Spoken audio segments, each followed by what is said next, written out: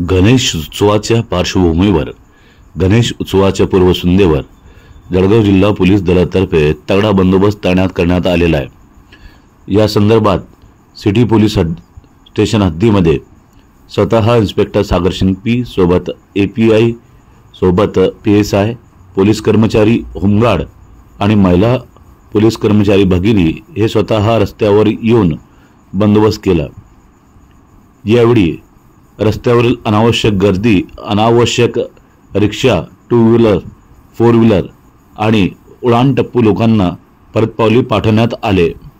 विशेषतः या सणासुदीच्या काळात महिला, भगिनी आणि मुली यांच्या सुरक्षेवर कटाक्षाने ध्यान केंद्रित करण्यात आलेले आहे। या संदर्भात वरिष्ठ स्तरावरून सूचना आणि मार्गदर्शन केले गेलेले आहे।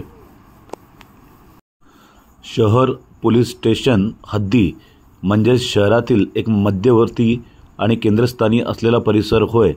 येथे मोठ्या संख्येने बाजारपेठ आहे। गाव आणि शहर अशा दोघी भागातून येणाऱ्या लोकांची संख्या खूप मोठी असते। त्यातही कदाचित सर्वात जास्त आणि सर्वात मोठे आणि प्रेक्षणीय असे गणेश मंडळ या भागातच असतात। विशेषतः टावर 17 मजली हा परिसर नेहमी गजबजलेला असतो, त्यामुळे पोलिसांवर सुद्धा मोठी जबाबदारी असते।